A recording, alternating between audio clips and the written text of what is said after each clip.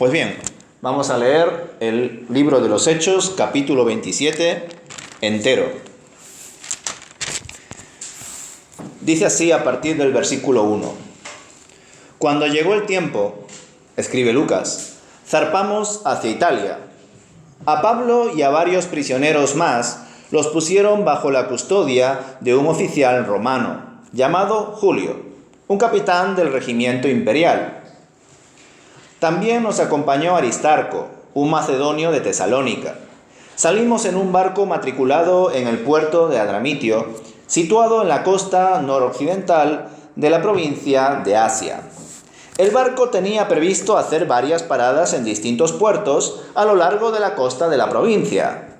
Al día siguiente, cuando atracamos en Sidón, Julio fue muy amable con Pablo y le permitió desembarcar para visitar a sus amigos, a fin de que ellos pudieran proveer a sus necesidades. Desde allí nos hicimos a la mar y nos topamos con fuertes vientos de frente que hacían difícil mantener el barco en curso. Así que navegamos hacia el norte de Chipre, entre la isla y el continente. Navegando en mar abierto, pasamos por la costa de Cilicia y Panfilia, y desembarcamos en Mira, en la provincia de Licia. Allí el oficial al mando encontró un barco egipcio de Alejandría, con destino a Italia, y nos hizo subir a bordo. Tuvimos que navegar despacio por varios días, y después de serias dificultades, por fin nos acercamos a Gnido. Pero teníamos viento en contra, así que cruzamos a la isla de Creta, navegando al resguardo de la costa de la isla con menos viento, frente al cabo de Salmón. Seguimos por la costa con mucha dificultad y finalmente llegamos a Buenos Puertos, cerca de la ciudad de Lasea. Habíamos perdido bastante tiempo. El clima se ponía cada vez más peligroso para viajar por mar, porque el otoño estaba muy avanzado, y Pablo comentó eso con los oficiales del barco. Les dijo: señores, creo que tendremos problemas más adelante si seguimos avanzando. Naufragio, pérdida de la carga y también riesgo para nuestras vidas. Pero el oficial a cargo de los prisioneros les hizo más caso al capitán y al dueño del barco que a Pablo, ya que Buenos Puertos era un puerto desprotegido, un mal lugar para pasar el invierno. La mayoría de la tripulación quería seguir hasta Fenice, que se encuentra más adelante en la costa de Creta, y pasar el invierno allí. Fenice era un buen puerto, con orientación solo al suroccidente y al noroccidente. Cuando un viento suave comenzó a soplar desde el sur, los marineros pensaron que podrían llegar a salvo. Entonces levaron anclas y navegaron cerca de la costa de Creta, pero el clima cambió abruptamente y un viento huracanado, llamado nororiente, sopló sobre la isla y nos empujó a mar abierto. Los marineros no pudieron girar el barco para hacerle frente al viento, así que se dieron por vencidos y se dejaron llevar por la tormenta. Navegamos al resguardo del lado con menos viento de una pequeña isla llamada Cauda, donde con gran dificultad subimos a bordo el bote salvavidas que era remolcado por el barco. Después los marineros ataron cuerdas alrededor del casco del barco para reforzarlo. Tenían miedo de que el barco fuera llevado a los bancos de arena de Sirte, frente a la costa africana. Así que bajaron el ancla flotante para disminuir la velocidad del barco y se dejaron llevar por el viento.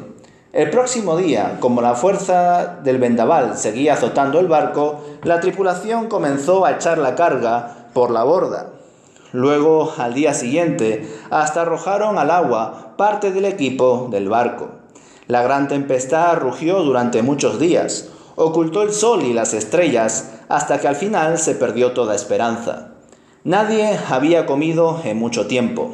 Finalmente Pablo reunió a la tripulación y le dijo: señores, ustedes deberían haberme escuchado al principio y no haber salido de Creta. Así se hubieran evitado todos estos daños y pérdidas. Pero anímense, ninguno de ustedes perderá la vida, aunque el barco se hundirá. Pues anoche un ángel del Señor, a quien pertenezco y a quien sirvo, estuvo a mi lado y dijo: Pablo, no temas, porque ciertamente serás juzgado ante el César. Además, Dios en su bondad ha concedido protección a todos los que navegan contigo.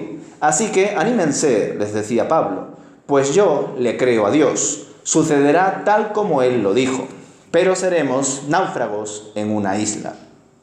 Como a la medianoche de la 14ª noche de la tormenta, mientras los vientos nos empujaban por el mar Adriático, los marineros presintieron que había tierra cerca. Arrojaron una cuerda con una pesa y descubrieron que el agua tenía 37 metros de profundidad. Un poco después volvieron a medir y vieron que solo había 27 metros de profundidad. A la velocidad que íbamos, ellos tenían miedo de que pronto fuéramos arrojados contra las rocas que estaban a lo largo de la costa. Así que echaron 4 anclas desde la parte trasera del barco y rezaron que amaneciera. Luego los marineros trataron de abandonar el barco. Bajaron el bote salvavidas como si estuvieran echando anclas desde la parte delantera del barco. Así que Pablo les dijo al oficial al mando y a los soldados: «Todos ustedes morirán, a menos que los marineros se queden a bordo». Entonces los soldados cortaron las cuerdas del bote salvavidas y lo dejaron a la deriva. Cuando empezó a amanecer, Pablo animó a todos a que comieran. «Ustedes han estado tan preocupados que no han comido nada en 2 semanas», les dijo Pablo. «Por favor, por su propio bien, coman algo ahora, pues no perderán ni un solo cabello de la cabeza». Así que tomó un poco de pan, dio gracias a Dios delante de todos, partió un pedazo, se lo comió. Entonces todos, al verle, se animaron y empezaron a comer. Los 276 que estábamos a bordo comieron.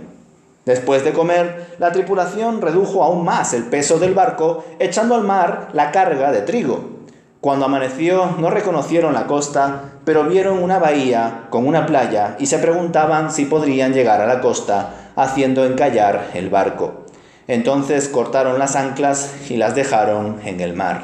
Luego soltaron los timones, izaron las velas de proa y se dirigieron a la costa. Pero chocaron contra un banco de arena y el barco encalló demasiado rápido. La proa del barco se clavó en la arena, mientras que la popa fue golpeada repetidas veces por las fuerzas de las olas y comenzó a hacerse pedazos. Los soldados querían matar a los prisioneros para asegurarse de que no se escaparían hacia la costa, pero el oficial al mando quería salvar a Pablo, así que no los dejó llevar a cabo su plan. Luego les ordenó a todos los que sabían nadar que saltaran por la borda primero y se dirigieran a tierra firme después. Los demás se sujetaron a tablas o a restos del barco destruido, así que todos escaparon a salvo hasta la costa de la isla de Malta. Pues hasta aquí leemos este amplio recorrido con bastantes dificultades en ese viaje del apóstol Pablo a Roma. Vemos en este capítulo 27 cómo a partir de aquí el caso de Pablo dejó de ser un problema del gobernador Festo, que estaba en Cesarea, pues el apóstol había apelado al César y fue enviado rumbo a Roma por esta razón. El texto nos muestra que un centurión llamado Julio, un oficial romano, lideraba la nave adramitena y que en ella se llevaban a varios presos más, pero también le acompañaba a Pablo ciertos compañeros como un tal Aristarco. Si buscáis este nombre en la Biblia, veréis que aparece en varios versículos. Él era creyente, originario de Tesalónica. Y por supuesto también a Pablo le está acompañando el autor de este libro de los Hechos, quien era Lucas, el médico. El puerto de embarco era evidentemente el de Cesarea, y por ello llegaron al día siguiente a Sidón, lugar que se hallaba sobre la costa fenicia, a menos de 12 kilómetros al norte. Comprobamos que en Sidón había una iglesia cristiana, la cual pudo ser visitada por Pablo, ya que el oficial Julio le había dado el permiso para hacerlo. Después, continuando con la navegación, vemos cómo Pablo pasa cerca de Chipre, navegando a Sotavento, pasando por el norte y al este de la isla debido a los vientos que prevalecían del oeste. Más adelante llegan a Mira, una localidad de Licia, donde el oficial decidió cambiar de nave por un carguero alejandrino. Parece ser que este lugar fue la entrada marítima oriental del Mediterráneo en los primeros tiempos del cristianismo. Aquí veis la localidad de Mira. Pablo partió de Cesarea a Sidón, que había una iglesia cristiana, vio un poco de cerca la isla de Chipre, que además debéis de recordar que la isla de Chipre fue uno de los primeros lugares que Pablo visitó con Bernabé en su primer viaje misionero. Aquí ya Pablo había realizado 3 viajes misioneros y este viaje a Roma podríamos entender que es el 4, aunque también es cierto que cuando Pablo se convirtió en Damasco, dice que estuvo unos años en Arabia. Así que podríamos discutir si Pablo viajó incluso 5 veces y no solamente 3 más el viaje de Pablo a Roma. Al partir de Mira, se observa cómo los vientos generaron mayor adversidad, convirtiéndose el viaje de más de 200 kilómetros por mar hasta Gnido en algo imposible. Por ello volvieron a navegar a Sotavento hacia Creta. Sotavento significa siguiendo el rumbo que marca el viento a nivel marítimo. Entonces volvieron a navegar, como he dicho, a Sotavento hacia Creta, llegando a la localidad de Salmón y luego a Buenos Puertos. Lucas nos narra en el versículo 9 cómo el tiempo de viaje se había alargado mucho más de lo esperado y además había pasado el día del ayuno, es decir, el día de la expiación, lo que se conoce como Yom Kippur, que en aquel tiempo se estima que había caído en el día 5 de octubre, siendo esto una señal de que se acercaría una temporada de fuertes tormentas. Por esta razón, el apóstol Pablo advirtió a los tripulantes acerca de las pérdidas materiales e incluso de vidas humanas si continuaban con el viaje de forma inmediata.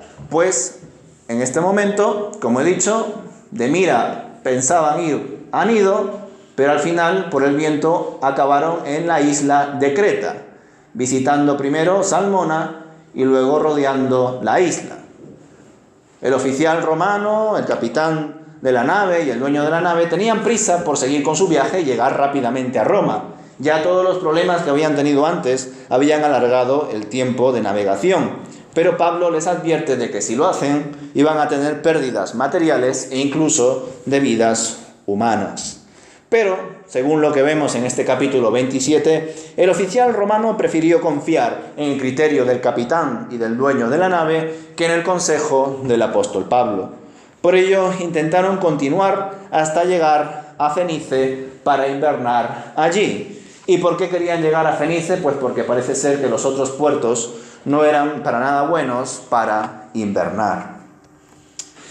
Vemos cómo en los versículos del 13 en adelante las complicaciones meteorológicas se hacen más presentes. Concretamente en el versículo 14 se observa cómo tras la partida recibieron un viento huracanado procedente del noroeste que les hizo imposible llegar a Fenice, que era el lado oeste de la isla de Creta que querían ir. Así que pasaron por una parte llamada Cauda, que es una pequeña isla, que quizás no lo veáis tanto, pero está debajo de donde pone Buenos Puertos. Una isla a unos 37 kilómetros a Sotavento. Allí a duras penas pudieron sujetar el bote salvavidas que tenía la nave. Leemos que la situación se volvió tan complicada que pensaron que iban a acabar en Sirte, al norte de África, y fueron tirando mercancías y diversos utensilios por la borda. Pasaron días a la deriva sin saber dónde estaban ni a dónde iban, pues ni el sol ni las estrellas podían ver. Por tanto, intuimos que estaban llenos de neblina todo el horizonte. Prácticamente todos habían perdido la esperanza, pero Pablo les da ánimo a partir del versículo 21.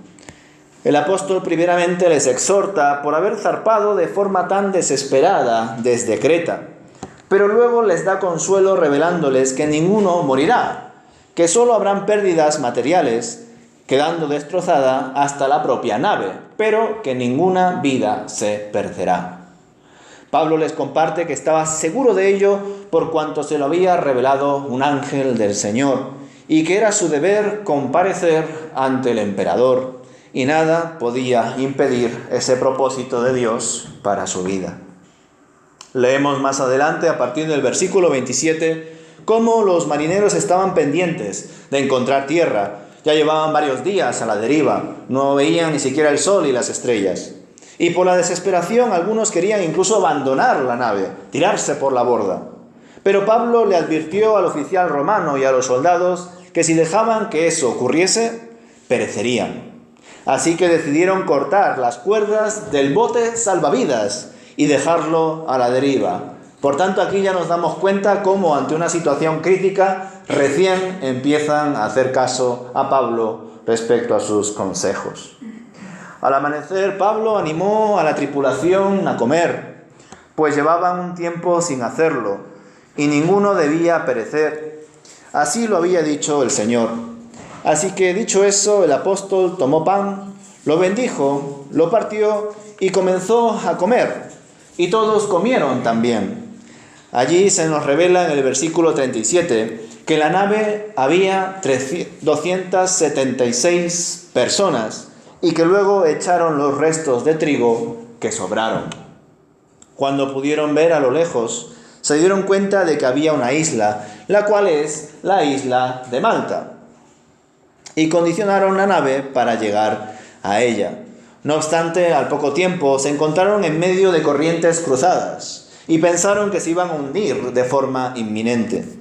Tan drástica era la situación que dice en el versículo 42 que los soldados pensaron matar a los presos para que ninguno se fugase. No obstante, el oficial romano, Julio, quería salvar a Pablo e impidió a los soldados llevar a cabo esa decisión de matar a los presos. Y mandó a todos, más bien, los que sabían nadar, que saltasen del barco y que fuesen nadando a tierra. Y al resto les mandó que cogiesen cualquier cosa, un trozo de madera o cualquier tipo de material que les sea útil para flotar y que marchen a tierra. Así llegaron todos a salvo, desde luego pasando por diferentes dificultades hasta llegar a la isla de Malta, pues de Cauda a Malta había una distancia de 766 kilómetros. Pero todos llegaron con bien a la isla de Malta. Como bien dijo Pablo, que el Señor se lo había revelado, ni una sola vida pereció. Conclusiones, hermanos. Al analizar cómo fue esta primera parte del viaje de Pablo a Roma, debido a todas las dificultades documentadas en este capítulo 27 del libro de los Hechos, me pregunto sinceramente lo siguiente: ¿las condiciones meteorológicas acontecidas fueron usadas de forma natural por Dios para probar la fe de Pablo? ¿Acaso quiso el Señor usar a su siervo para que sea de testimonio a los tripulantes y presos de la nave? ¿Fue quizá la tempestad un ataque del maligno para impedir que pueda dar Pablo testimonio ante el emperador? Me pregunto esto último porque recuerdo de forma inmediata el momento en el que Jesús decidió ir a Gadara, a visitar a los gadarenos o gerasenos, dependiendo de qué Biblia leamos. Él fue allí junto con sus discípulos y de pronto sufrieron una gran tempestad. Dice Lucas en el capítulo 8, versículo 24, que el Señor en un momento dado reprendió a la tormenta, así como reprendía a los demonios, e incluso como reprendió también a la fiebre de la suegra de Pedro, un asunto muy interesante, porque Jesús muchas veces había sanado. Pero cuando expulsaba fuera demonios, Él los reprendía, y ese término griego reprender aparecía en el texto cuando Jesús lo hacía. Sin embargo, en el caso concreto de la fiebre de la suegra de Pedro, curiosamente, Jesús no la sana como tal, sino que reprende la fiebre como si detrás de la fiebre existiese una fuerza maligna. Del mismo modo, cuando Jesús estaba tranquilamente en la barca, incluso dice el texto que estaba dormido, y sin embargo los discípulos estaban llenos de miedo porque la tempestad era muy fuerte, y en un momento dado Jesús se levanta, medio molesto por la situación, por la falta de fe de sus discípulos, y de repente reprende a la tempestad, y la tempestad se acaba al instante.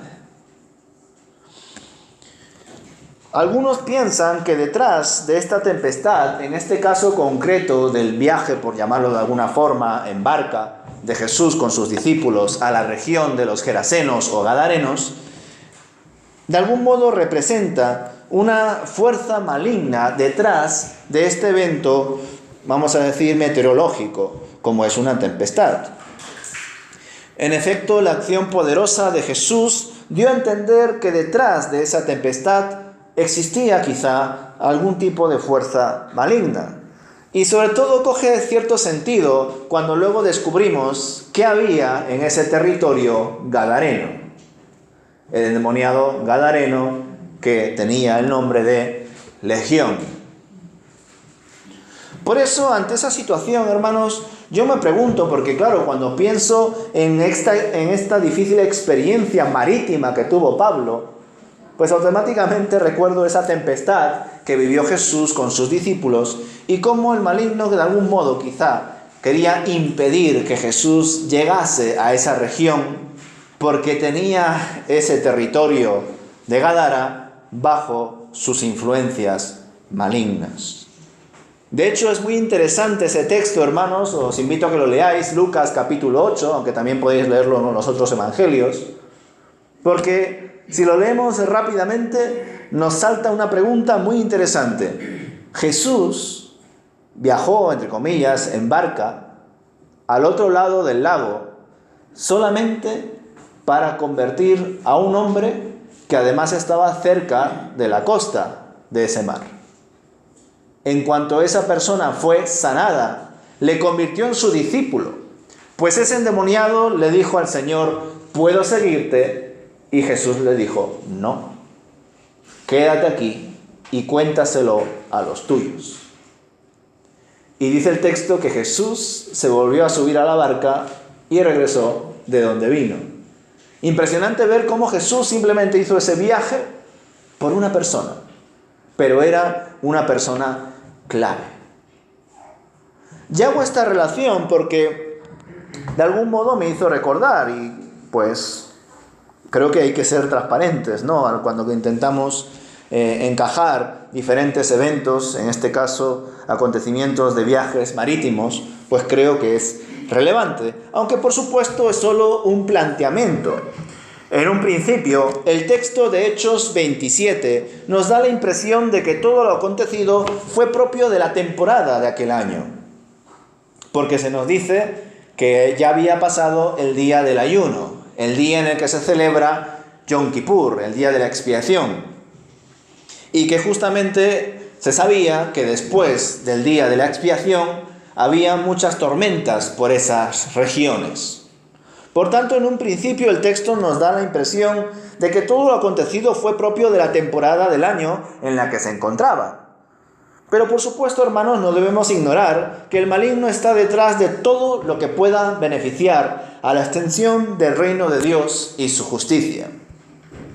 Por otro lado, también debemos tener presente que en la mentalidad hebrea se consideraba al océano, a los mares, como símbolos de lo desconocido, de lo malo, de lo ajeno.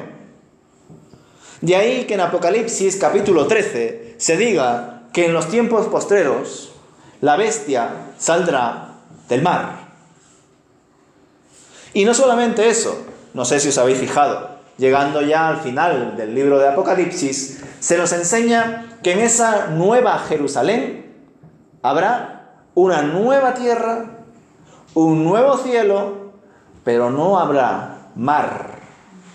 No sé si alguna vez os habéis preguntado: ¿por qué, Señor, en esa nueva Jerusalén, donde nosotros estaremos eternamente contigo, donde incluso dice el texto que Dios será como nuestro sol, donde habrá una nueva tierra y un nuevo cielo, ¿por qué, Señor, en el libro de Apocalipsis no se dice que también habrá un nuevo mar?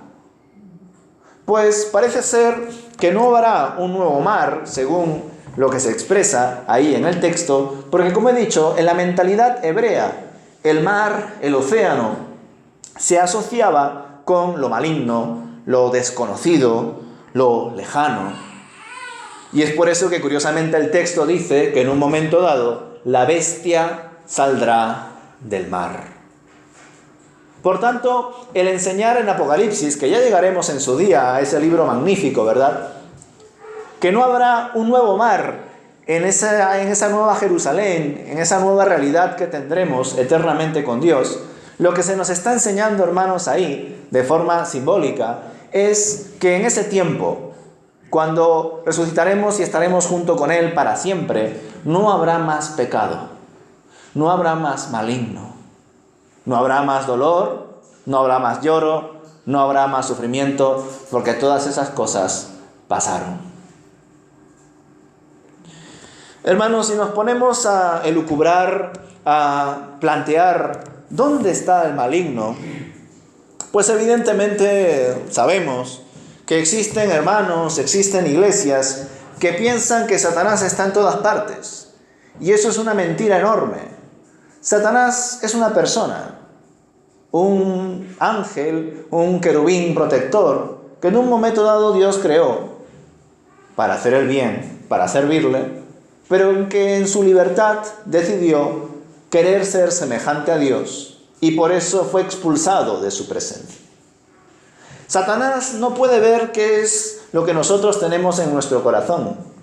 Satanás no puede ver lo que tenemos en nuestra mente. Lo que sí puede hacer Satanás es vigilarnos y atacarnos, sobre todo usando su gran ejército. Pero Satanás tiene limitaciones. Como he dicho, no es omnipresente, no es omnisciente, ni nada por el estilo. Creer en esas cosas es darle un poder a Satanás que Satanás no tiene. Dicho esto, hermanos, cuando conocemos a ciertos cristianos, pastores, iglesias, que están todo el rato reprendiendo a Satanás, atando a Satanás y echando fuera a Satanás, verdaderamente están mostrando su ignorancia acerca de quién es Satanás. Y no solamente están mostrando su ignorancia acerca de quién es Satanás, sino que además le están dando un poder que Satanás no tiene. Primeramente, si fuese tan fácil echar a Satanás, atar a Satanás, pues ya no sería necesario que todo el rato la gente que practica esas cosas lo estuviese haciendo. Porque si se ata o se echa fuera en el nombre de Jesús, se supone que el nombre de Jesús es tan efectivo, es tan poderoso, que esa acción, esa declaración se hace totalmente real en el mismo momento en el que se dice, y ese ser, en este caso Satanás, quedaría atado para siempre. Pero sin embargo eso no es así y se ve en su forma de hablar. Están todo el rato atando y echando fuera a Satanás. Pero como he dicho antes, es una mala comprensión acerca de quién es el maligno, porque el maligno no puede estar en todas partes. Solamente puede estar en un lugar. Y la pregunta clave es, ¿dónde está Satanás? Pues no sabemos dónde estará Satanás ahora. Algunos piensan que Satanás está en la Casa Blanca. Otros piensan que Satanás está en el Vaticano. Otros piensan que Satanás está ahí en algún lugar de gobierno de algún país de turno. Probablemente habrá algunos que pensarán que Satanás está en Rusia, o en Alemania, o en Brasil, qué sé yo.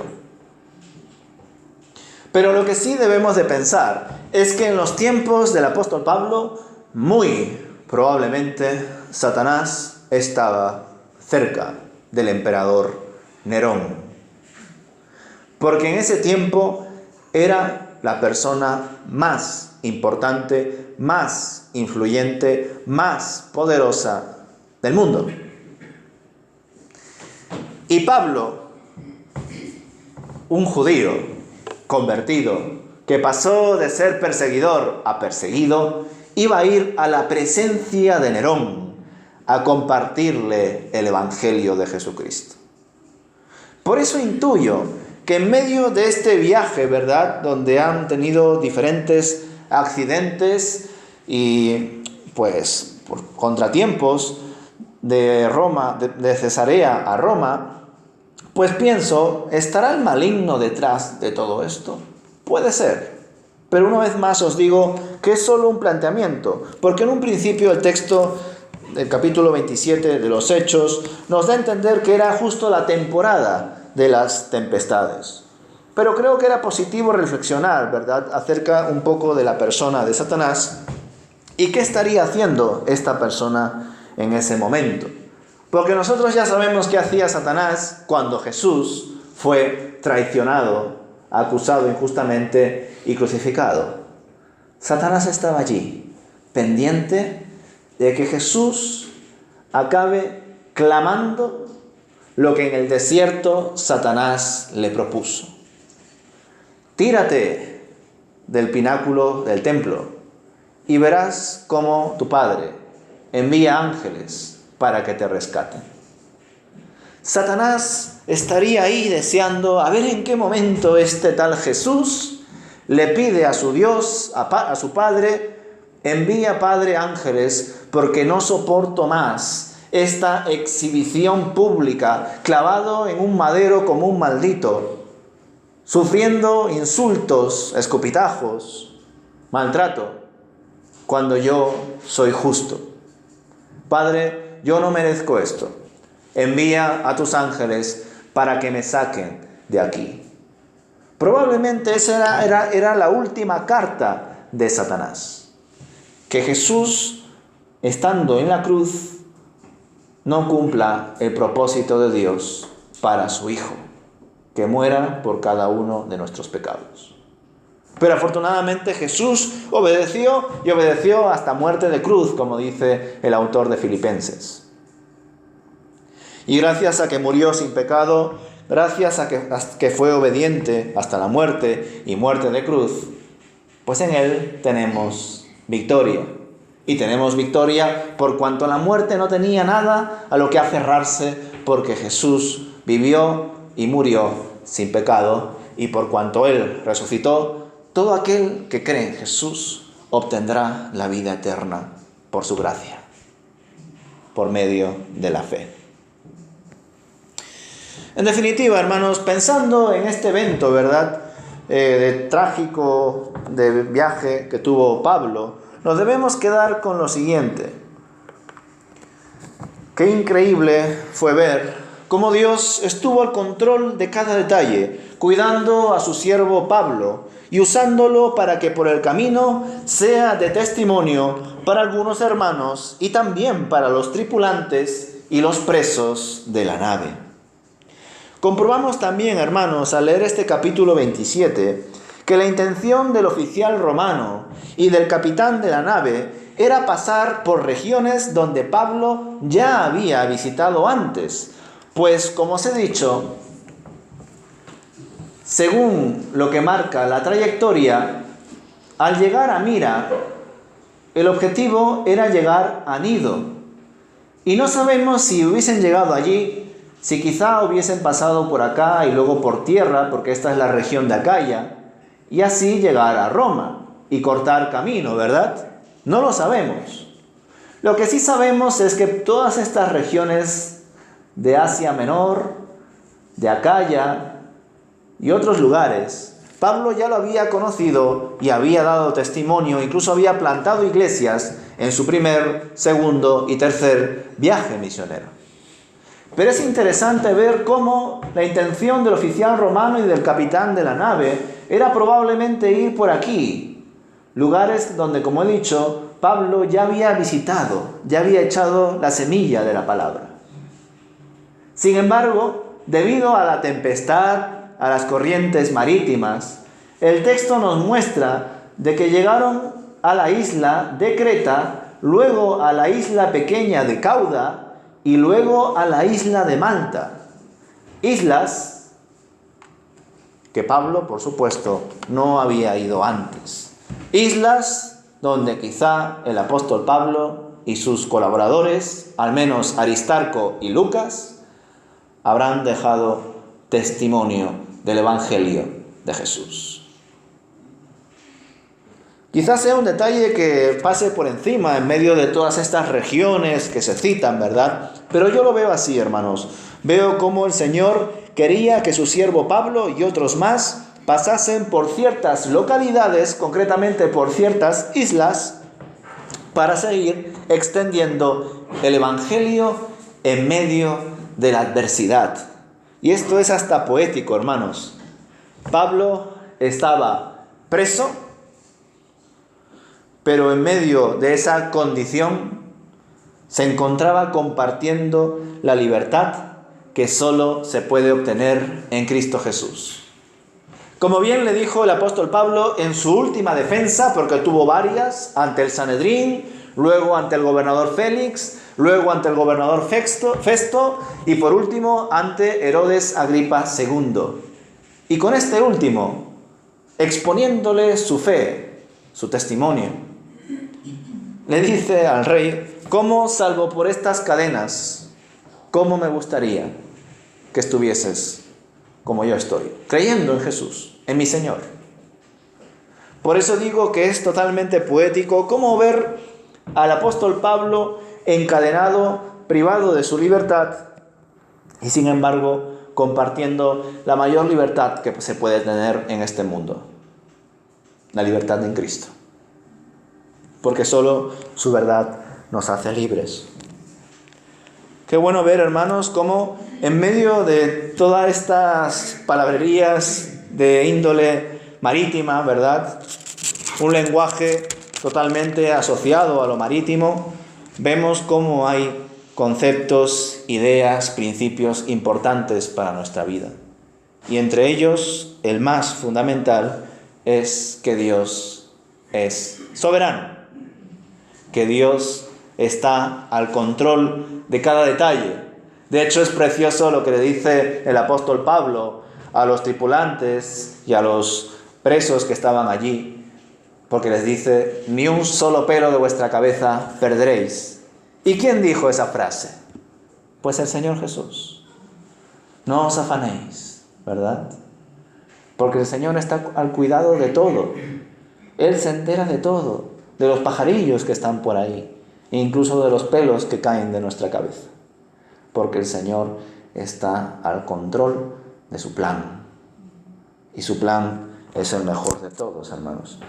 Así que demos gracias a Dios por este gran ejemplo en medio de esta experiencia que tuvo el apóstol Pablo de viaje, porque nos muestra cómo Él está al control. Independientemente de si el maligno ha estado detrás de estas tempestades, de estos contratiempos, o de si solamente fueron situaciones meteorológicas naturales, aún así el Señor usó estas situaciones difíciles para que su siervo dé testimonio de su fe en Cristo Jesús. Porque probablemente varios de estos tripulantes, varios de estos soldados romanos y varios de los presos vieron en el apóstol Pablo al Señor. Pues roguemos que también vean en nosotros, nuestros amigos, familiares, vecinos, a Jesucristo. Amén.